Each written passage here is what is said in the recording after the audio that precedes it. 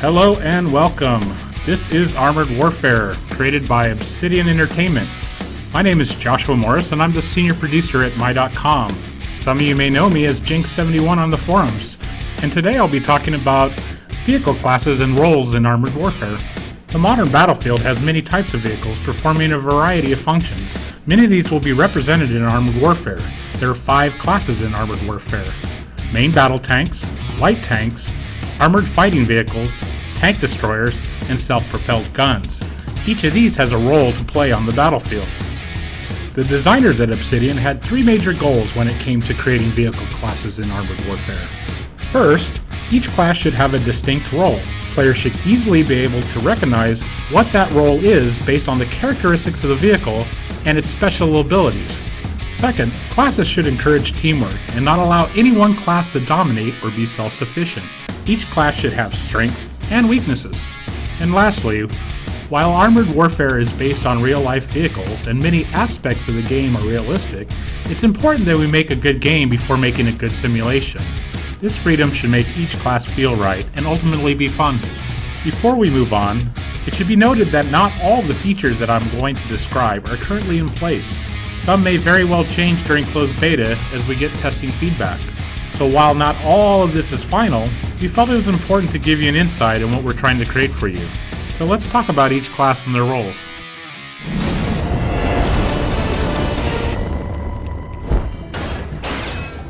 Main battle tanks form the backbone of any modern army. This is because they have the armor needed to stand toe-to-toe with the enemy and survive. They also generally have significant firepower and mobility, making them a well-balanced platform. You should play a main battle tank if you like to mix it up and smash people in the face. This is not a subtle class. The main battle tank has many advantages. Main battle tanks have the best armor in the game, often being invulnerable from enemy fire from the front. This allows them to hold the line and provide a secure point for the rest of the team to operate. They can also take a beating, represented by their large pool of hit points. Main battle tanks will be able to shirk off damage that would otherwise kill other more fragile classes in the game. Lastly, they have big guns. Only the TD will be able to keep up or surpass you in the amount of damage you can deliver to a single target. While most MBTs can reach decent speed, they don't have the acceleration to match some of their more nimble foes. They should make sure to keep their flanks secure so they don't reveal any of the chinks in their rear armor. You should rely on your teammates for scouting. Your role is to hold the line and push where needed. As I said before, main battle tanks are not subtle. Don't expect to hide in a bush or sneak up on anyone across an open field. Main battle tanks are the basic core element in Armored Warfare, and we found them to be so badass we haven't needed to give them any special abilities to define them. This of course may change over the course of development, and we'd love to hear what you think. Next we have the light tanks. These are the more agile cousins of the main battle tank. This class is for people who think that heavy armor is not as important as agility when it comes to surviving on the modern battlefield. They are unable to go toe-to-toe with MBTs in a stand-up fight, and should never try to slug it out while sitting at long distances. They have decent guns, but need to maneuver to effectively apply that damage and stay alive. Against other classes, they are very effective and should be able to screen a team's forces from unwanted incursions from lighter vehicles. Light tanks require a lot of skill to play, but can be a headache for an enemy team when used correctly. And like the dashing cavalrymen of old, light tanks require a lot of daring and aggressiveness to be effective. For light tanks, speed is life. Light tanks have enough acceleration and maneuverability to dodge MBTs and weave in out of the front lines, firing all along the way. While they don't match the AFV's raw speed and acceleration, they do have enough armor and firepower to quickly neutralize those threats. To really drive this home and distinguish them from MBTs, we have given them increased mobile accuracy, allowing them to effectively fire on the move with less penalty to aim. While the light tanks can use their mobility to get into the action, we wanted to give them the ability to get out as well. Light tanks have the additional capacity for smoke dischargers, allowing them to dramatically increase the stealth of those around them so they can concentrate on dispatching the enemy and quickly getting out of harm's way. They can also capture bases faster than MBTs, TDs, and SPGs. We also want light tanks to be effective circle strafers, so we may also give them the ability to auto-target more effectively than other classes, even leading moving targets. While this may not help against heavily armored targets like MBTs, it should give a good defensive advantage versus lighter armored foes. This has not been added to the game yet, however. Don't let the name fool you. These are not scouts. They must still rely on other teammates to expose enemies, then use their mobility to take advantage.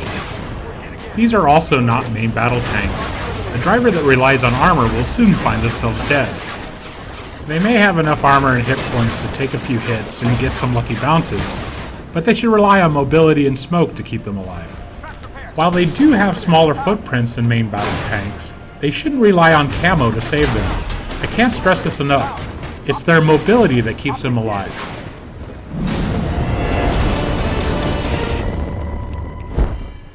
Next, we have armored fighting vehicles. This class contains a vast variety of light vehicles seen on the modern battlefield. While some specific AFVs may emphasize spotting, base capturing, stealth, or high-speed combat, they all have quickness and mobility in common. We have added multiple class-specific mechanics to distinguish between these types of AFVs and also improve the general experience of this class as a whole. This class contains many vehicles that are capable of amazing maneuverability and speed. They are, however, very fragile, and you should think not twice, but 3 times before mixing it up with enemy units. Life as an AFV is dangerous, so they must rely on their small size and stealth to keep them alive. This is why we have given the AFVs the best stealth rating in the game while on the move. Spotting is one of the key roles of the AFV, and they have the best view range in the game. In addition, they get a bonus to this view range when stationary, so if they can find a good spot to hide, they can push this advantage even further. As you may know, all classes in the game get a warning when they are first spotted. However, AFVs take this to the next level. They will also get a constant warning whenever they are in view of an enemy. This gives them the needed awareness to keep themselves alive. This class ability makes AFVs great teammates, making everyone more effective.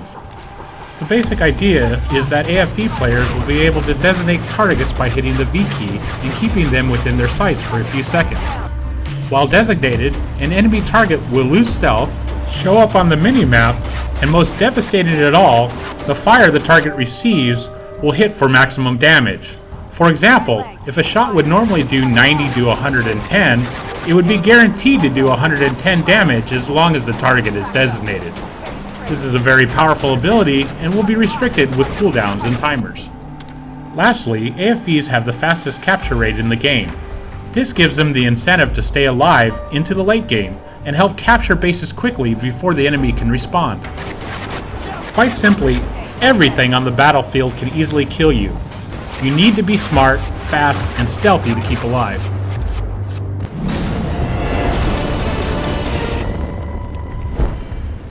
Next, what happens when you strap on the biggest gun you can find onto something with no armor? You get the Tank Destroyer. This class is a fusion of the AFV and MBT, but the result is something that plays quite differently than either class. Tank Destroyers are great snipers. TDs are fairly stealthy, but come into their own when using terrain and remaining stationary. To this end, TDs get a camo bonus for remaining stationary. TDs can mount big guns, and they have a good rate of fire. To reinforce their sniper role, we would like to introduce an ability called Sniper's Precision. The player can target the most vulnerable spots of an enemy vehicle, maximizing damage. Players will get a 15% bonus to damage if they spend the extra time to let their reticle close to its minimum circumference. Guns on TDs are often mounted higher, allowing large range of gun depression. Smart drivers will be able to use this to their advantage. Tank Destroyers will have to rely on their teammates to spot enemy vehicles. They will tend only to have better spotting ranges than main battle tanks. The sacrifice for a huge gun and great mobility is armor, so it's best to avoid trading shots with any enemy vehicles.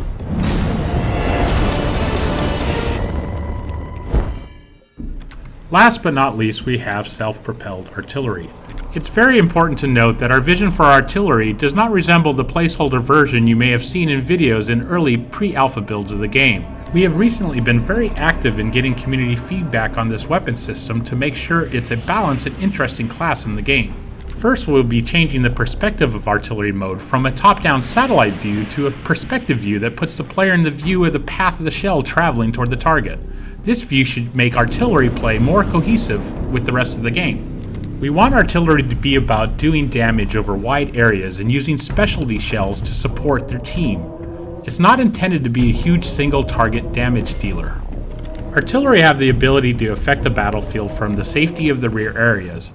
They also don't need line of sight to deliver their ordnance downrange. SPGs tend to mount huge guns that can cause damage over large areas. While they won't necessarily do a tremendous amount of damage to a single target, they can do a lot of overall damage to an enemy formation that decides to group too close together. One area we would really like to explore is giving SPGs many types of specialty rounds to support their team. These rounds tend to have dramatic special effects, but do little or no damage. We will be testing the following rounds. ECM rounds. These would disable the minimap and remove over-target markers of every vehicle in the blast radius for a set amount of time. Illumination rounds. This round would fall from the sky, revealing all enemies within a target area, breaking any stealth or camo. This effect would last as long as the shell is in the air. We think specialty rounds are pretty cool and would love to hear your feedback on them. All the advantages of an SPG come with one really big downside.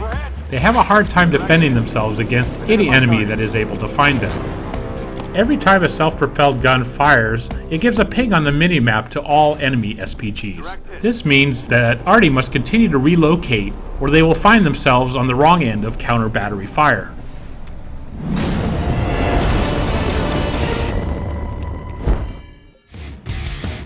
Classes and their roles that they represent are very important to us, and we would like each class experience to be unique. Our commander system further enhances this ability to shape the classes and tailor them to a player's playstyle. These roles and special abilities also encourage strong team interaction.